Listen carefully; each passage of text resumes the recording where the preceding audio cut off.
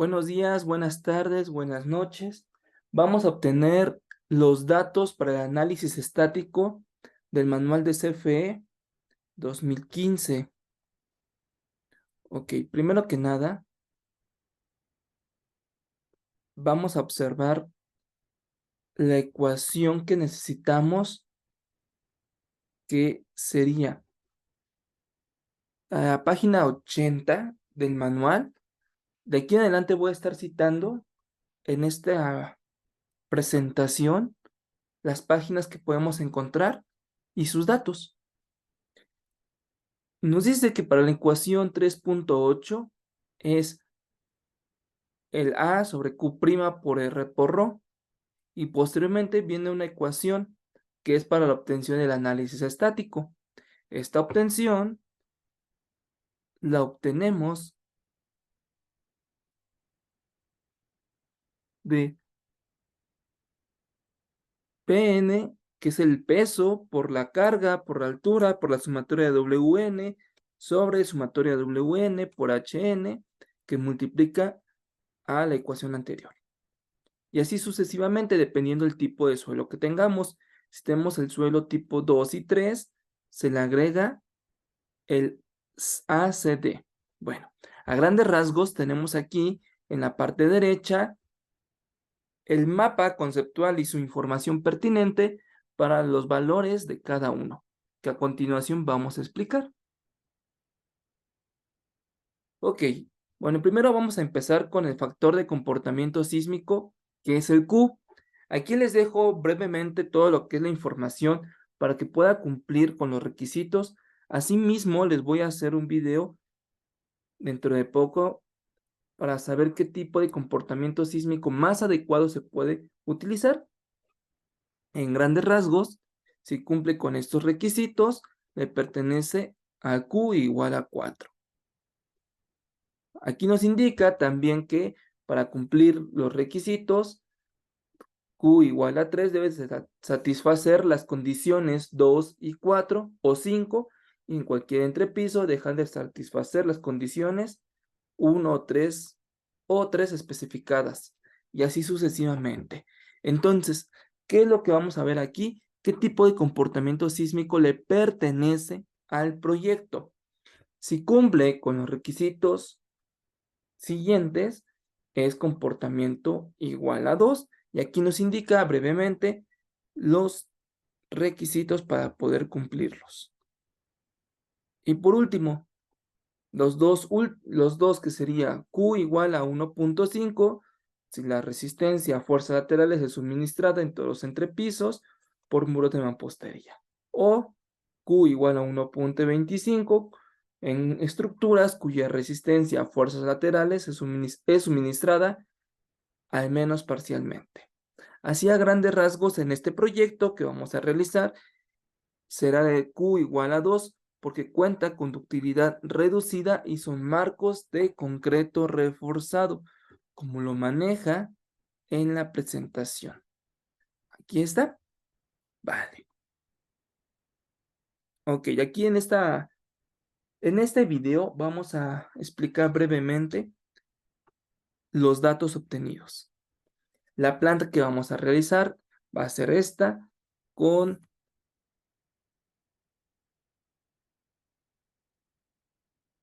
4 niveles que vamos a tener. Vale. Después, para obtener el factor reductor por sobre resistencia, lo podemos encontrar en la página 71. Dependiendo, si los marcos son de concreto reforzado, acero estructural o compuestos de los dos materiales diseñados con Q igual a 3 o Q igual a 2, columnas de acero o de concreto reforzadas con losas planas, vamos a obtener sobre el factor por sobre resistencia 2.0. En dado caso que los materiales diseñados con Q igual a 4 por sistemas de muros de concreto o compuestos de acero y diseñados con Q igual a 3, vamos a obtener que sobre el factor reductor por sobre resistencia es 2.5. Igual les dejo aquí brevemente una explicación y asimismo les voy a dejar la liga para que puedan descargar este archivo PDF. Y por último, marcos dúctiles de acero estructural diseñados con Q igual a 3 o 4, tiene un factor reductor de 3.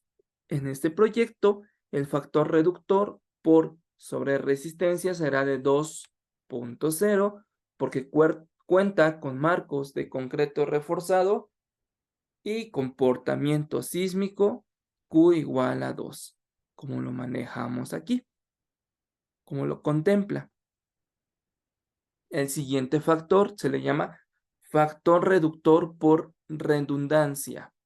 En estas estructuras nos dice que debe de cumplir con los requisitos con al menos 2 marcos o líneas de defensa paralelas en la dirección de análisis cuando se disponga de marcos de una sola crujía o estructuraciones equivalentes, es decir, un solo muro por la línea de defensa paralela, entre otros.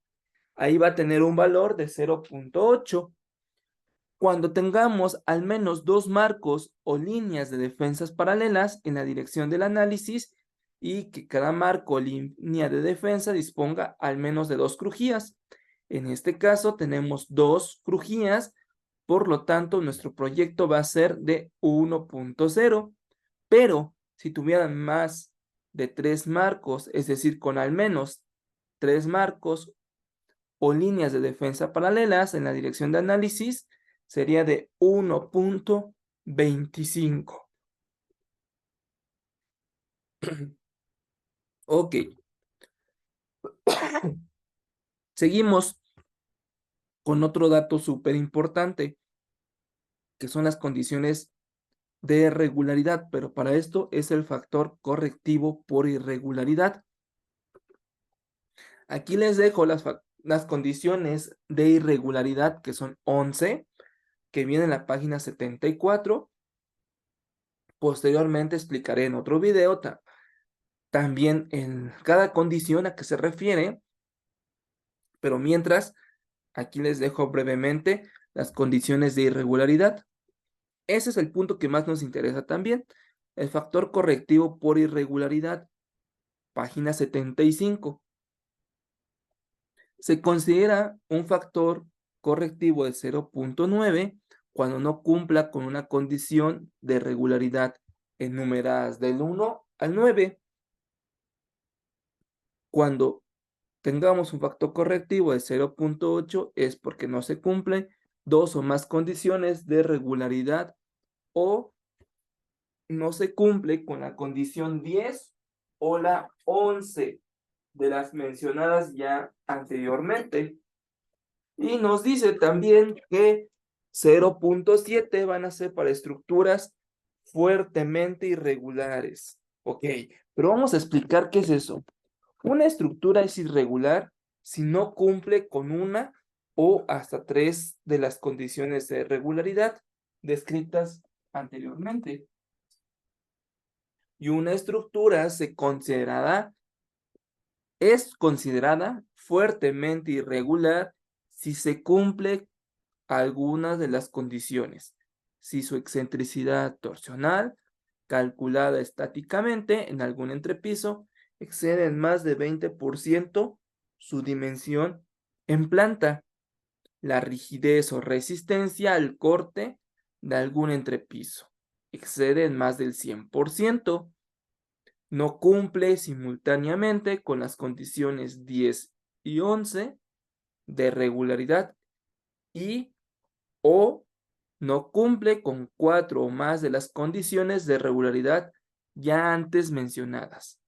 En este proyecto tenemos un factor correctivo de 1, debido a que cumple con las 11 condiciones de regularidad. Ok, bueno. Entonces, ¿qué va a pasar? Este manual preferentemente se resuelve para proyectos fuera de la Ciudad de México. Bueno, pero para esto vamos a obtener unos datos del programa Prodicis. Aquí estamos analizando un proyecto en Acapulco.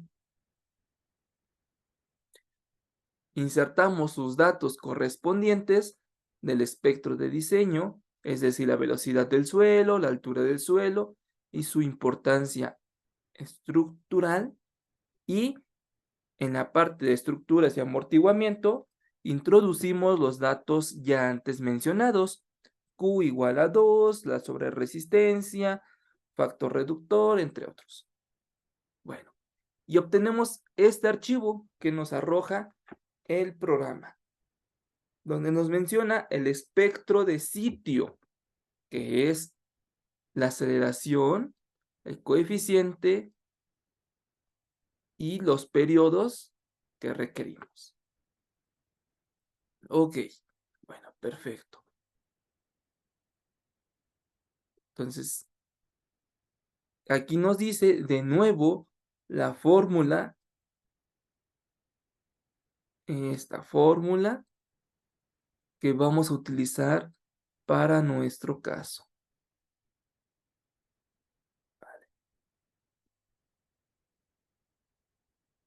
¿Qué tenemos aquí? El proyecto donde consideramos el periodo estructural y nos arroja de 0.35115. Ese periodo lo obtenemos con el programa SAP 2000, igual con el STAT, entre otros.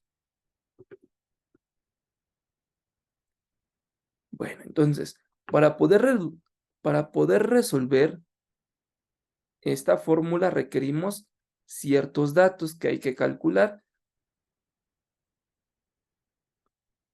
Entonces, primero sería el factor reductor por ductilidad. Lo encontramos en la página 49, donde hay dos permutas. La primera es si el periodo estructural es menor o igual al periodo B, que este es el límite superior de la meseta, o si el periodo estructural es mayor al límite superior de la meseta. Ok, vamos a ponerlo en nuestro caso. Dice que tenemos un periodo estructural de 0.35 y TB, es decir, el límite superior, es de 0.60. ¿De dónde lo obtuvimos? De aquí. Aquí nos dice 0.60.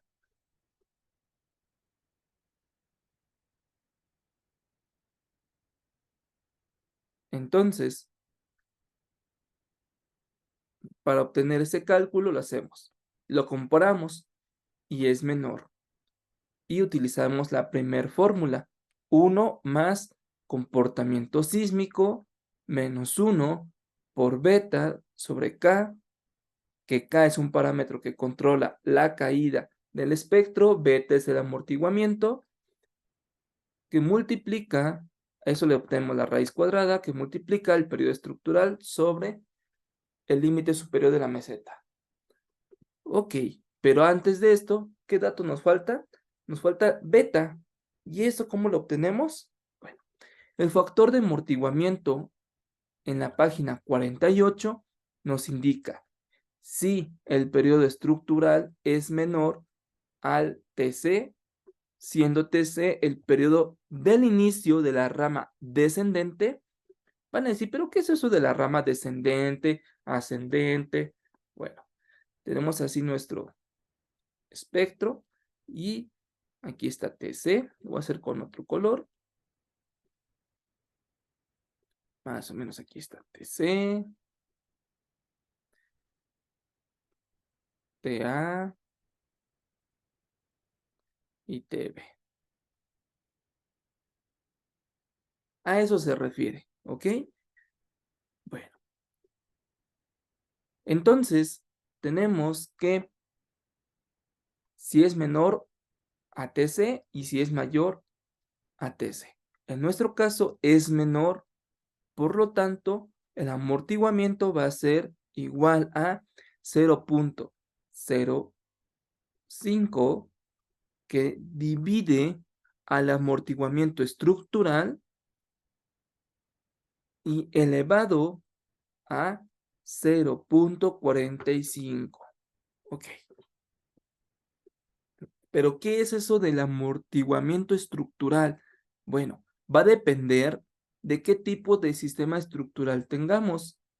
En este caso va a ser estructuras de concreto reforzado, donde el amortiguamiento estructural va a ser del 5%.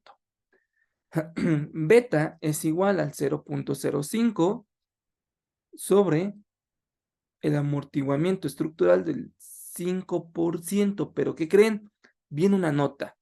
Para un amortiguamiento estructural del 5%, se tiene que beta es igual a 1 para cualquier periodo estructural. Ok, entonces beta va a valer 1. Ok, beta vale 1. K van a decir, pero K, ¿de dónde lo obtenemos? Ah, perfecto. Que recordando, K es el parámetro que controla la caída del espectro. Y ese viene en el archivo que les arroja Prodicis, que es de 1.5. Aquí está. Ahora sí, a sustituir los datos. Q' es igual a 1 más el comportamiento sísmico menos 1 por la raíz cuadrada de beta, que vale 1, sobre el parámetro de la caída del espectro, que es 1.5, que multiplica al periodo estructural 0.35115 sobre el periodo del límite superior de la meseta. Aquí está, 0.60. Hacemos la operación y obtenemos un factor reductor por ductilidad de 1.4779. Ok, bueno, entonces continuamos. Vamos con el siguiente dato. El factor reductor por sobreresistencia, donde hay dos consonantes. La primera es si el periodo estructural es menor o igual a TA y si es mayor a TA. Ok. ¿Qué quiere decir eso? Que si el límite inferior de la meseta es mayor o menor, el límite inferior de la meseta igual nos los da el manual de CFE en el archivo de Prodicis. Aquí está. TA. Vale, perfecto. Entonces, vamos a nuestra fórmula. Y nos dice que en nuestro caso, TE, el periodo estructural, es mayor al límite inferior de la meseta. Por lo tanto, vamos a obtener que R, el factor reductor, es igual a Rho, que es el factor de sobre resistencia, que habíamos calculado anteriormente, que es 2. Vamos con la obtención de la ordenada espectral normalizada. ¿Por qué? Porque ya obtuvimos RQ'. Nos falta la obtención de la ordenada espectral normalizada, que esa nos indica que es la ordenada espectral igual a la ordenada del espectro de diseño transparente sobre la gravedad, dependiendo, en nuestro caso, qué es el valor que tengamos.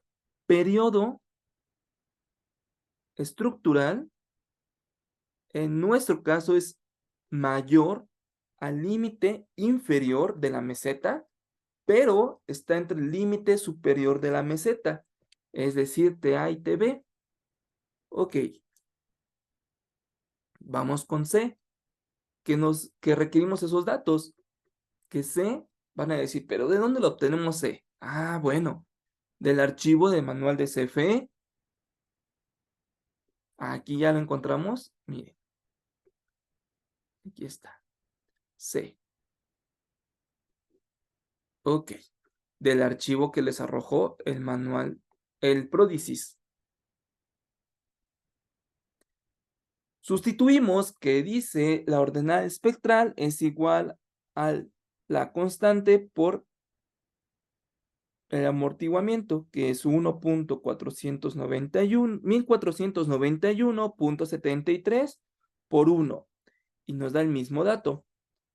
Ok, y posteriormente vamos a dividir la aceleración sobre la ordenada espectral normalizada, 1491.73 sobre la gravedad, 981, y nos da 1.5206.